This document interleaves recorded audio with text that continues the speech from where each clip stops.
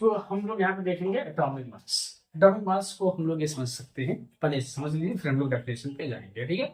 तो हम लोग ये देखते हैं कि कार्बन 12 के 112 ग्राम से उस एलिमेंट का मास कितना गुना है, वही एटॉमिक मास कहलाता है। पुनः एक बार ध्यान दे दीजिए, कार्बन 12 के 112 गुना से उस एलिमेंट का मास कितना है या कितना गुना है, वही एटॉमिक मास कहलाता है, ठीक है।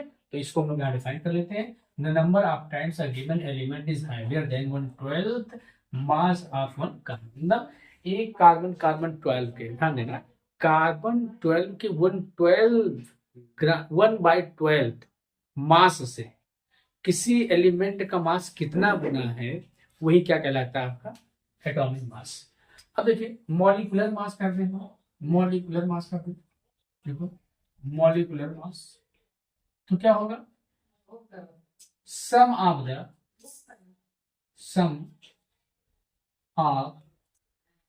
The masses of sum of the masses of given atom in molecule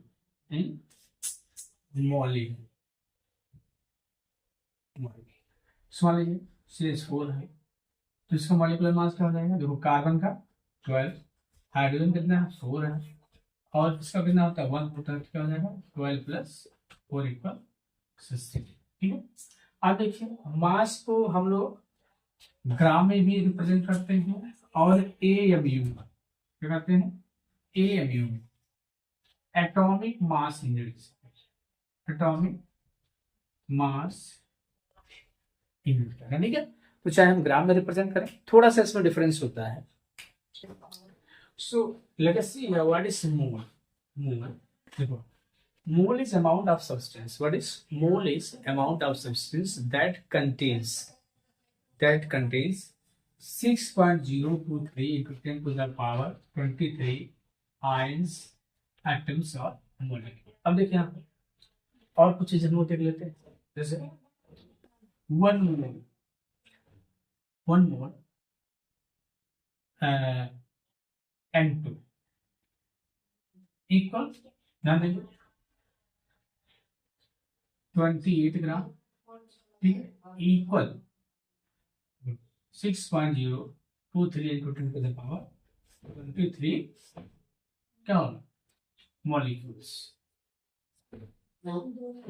ये चीज आप ठीक है, या हम लोग कर सकते हैं ऐसे ध्यान रखो कि ये इसके इक्वल हो जाए, ठीक है। एक मोल N2 का मास जो होगा 28 ग्राम होगा और इसकी वैल्यू कितने हो जाएगी 6.20 N2, ठीक है, ये हो गया।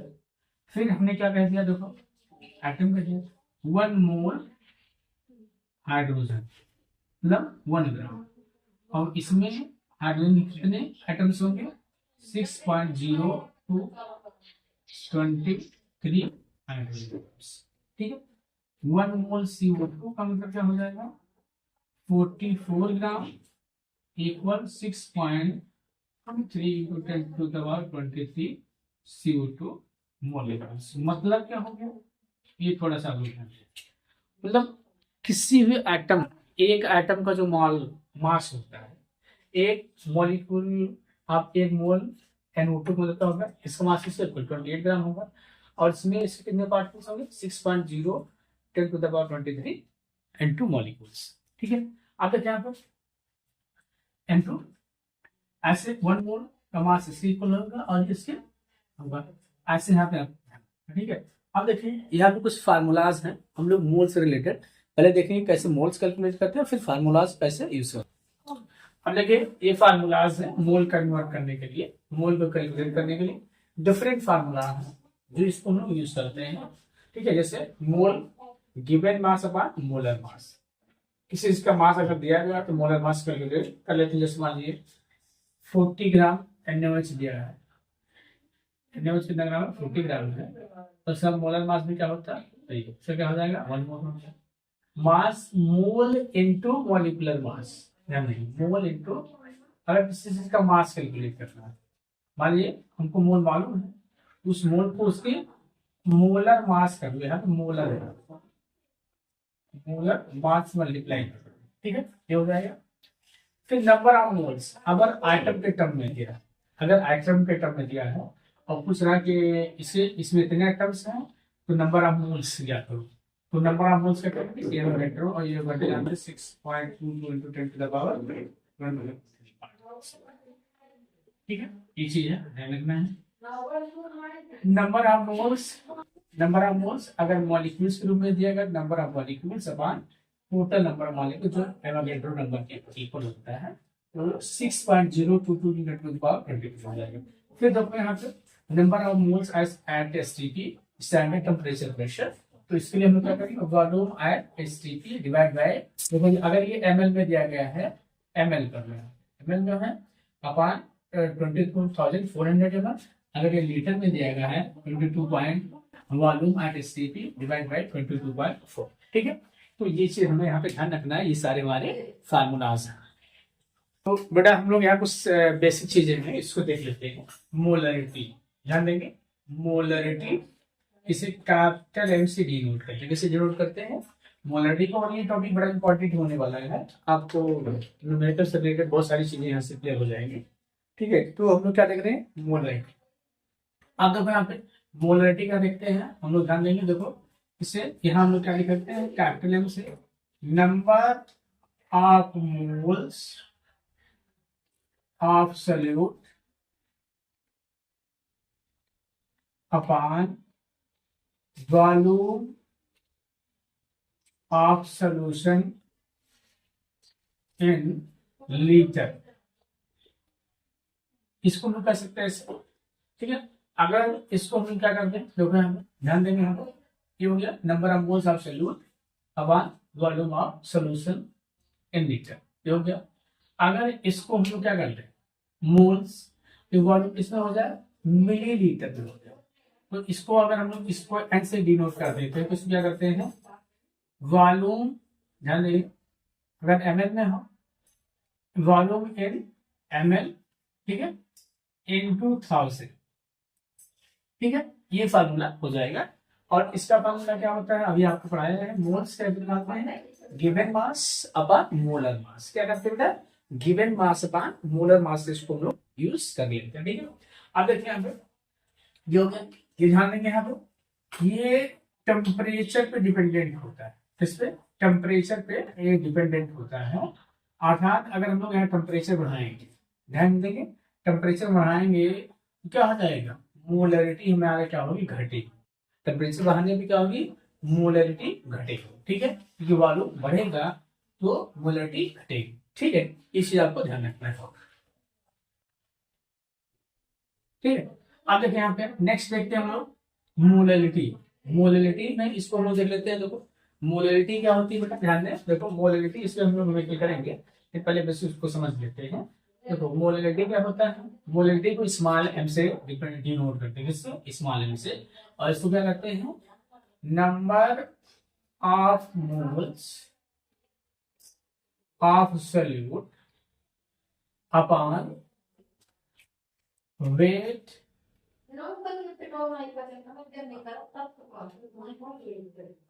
Of solvent in KG, weight of solvent in KG, मतलब मोलरिटी, ध्यान है मोलरिटी में weight of solvent in KG हो जाएगा। इसका हम कुछ न्यूमेरिकल कर लेंगे तो टॉपिक यहाँ पे क्लियर हो, ये भी हम लोग फार्मूले का डिस्कशन करते हैं, सभी न्यूमेरिकल्स से करेंगे। अब वीडियो थोड़ा सा लंबा हो सकता है लेकिन ये आपको क्लियर हो जाएगा, ठीक है। फिर यहाँ पे देखिए, ठीक है, फिर यहाँ पे हम लोग चलते हैं, number of equivalent, number of equivalent upon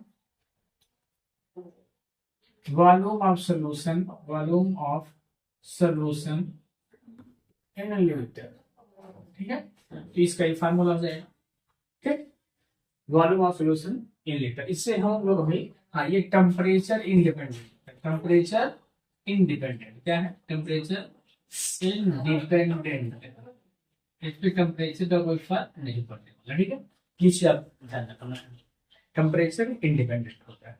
next हम लोग देखते हैं, आप ध्यान देंगे, नेक्स्ट इसमें हम लोग देखते हैं, हम लोग करेंगे अभी लेकिन थोड़ा सा इसको हम लोग टर्म समझ लेते हैं और न्यूमेरिकल करेंगे तो और क्लियर हो जाएगा। इससे नॉर्मेलिटी हमने क्या देखा है यहाँ पे, नॉर्मेलिटी देखा, ठीक है। अब देखो परसेंटेज कंपोजिशन क्या है बेटा, परसेंटेज कंपोजिशन क्या है, परसेंटेज कंपोजिशन, परसेंटेज कंपोजिशन, ठीक है। तो हम लोग यहाँ पे लिख सकते हैं परसेंटेज कंपोजिशन में, देखो परसेंटेज कंपोजिशन है तो मास ऑफ ध्यान देंगे, मास ऐसे लिखना है, मास ऑफ वन कंपोनेंट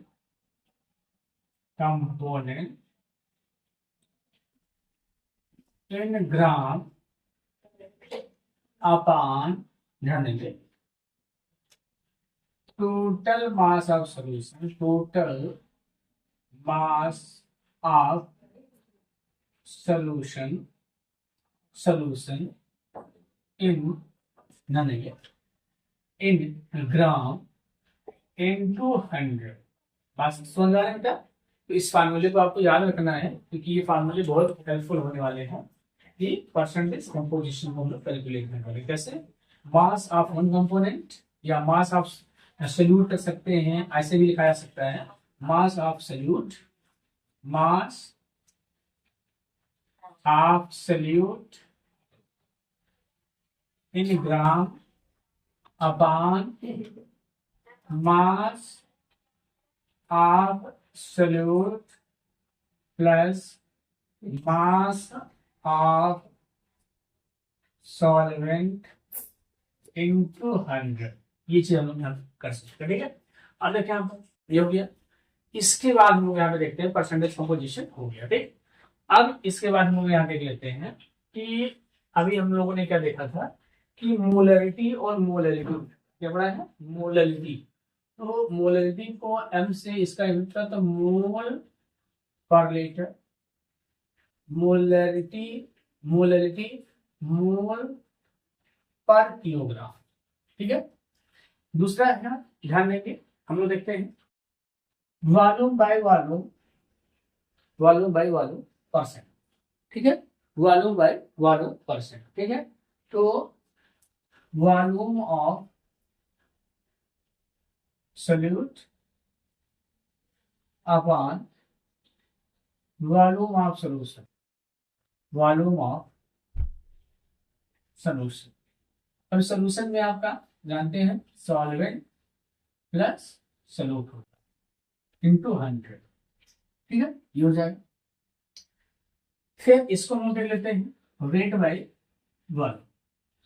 तो हम लोग क्या देखते हैं, mass of solute upon volume of solution, volume of solution into 100, ठीक है। अब देखते हैं नेक्स्ट है से पीपीएम, पार्ट पर मिलियन करते हैं हम लोग, पार्ट पर मिलियन करते हैं। तो यहाँ पे देखेंगे हम लोग पीपीएम इक्वल क्या है, पीपीएम इक्वल क्या है, number of particles, number of particles, ध्यान देंगे बेटा, number of particles upon total number of particles of solution, total number of particles of solution into 10 to the power 6 part पर million, हो जाएगा। फिर मोल फ्रैक्शन क्या होता है, number of moles of one component upon total number of moles of solution. Mole fraction से कैसे denote करते हैं, number of moles of one component, number of moles of one component divide by total number of moles of. आप देखें यहाँ पे इसके uses क्या है, कहाँ कहाँ इसको यूज कर। तो बेटा इसमें हम लोग क्या देख रहे हैं, यहाँ पे ध्यान देंगे, यहाँ पे हम लोग देख रहे हैं, क्या देख रहे हैं यहाँ पे, तो इसमें हम लोग क्या देख रहे हैं बेटा, देखो कहाँ कहाँ यूज इसका होता है। वेट बाय वेट परसेंट हम लोग कहाँ यूज करते हैं, वेट बाय वेट परसेंट कहाँ यूज करते हैं, इंडस्ट्रियल केमिकल एप्लीकेशन, जो इंडस्ट्रीज होती है उसके केमिकल एप्लीकेशन में। जैसे आपने देखा होगा 10% ग्लाइकॉल, ऐसे चीजें होता है जो यूज किए जाते हैं। जैसे अगर हम लोग यहाँ पे देखें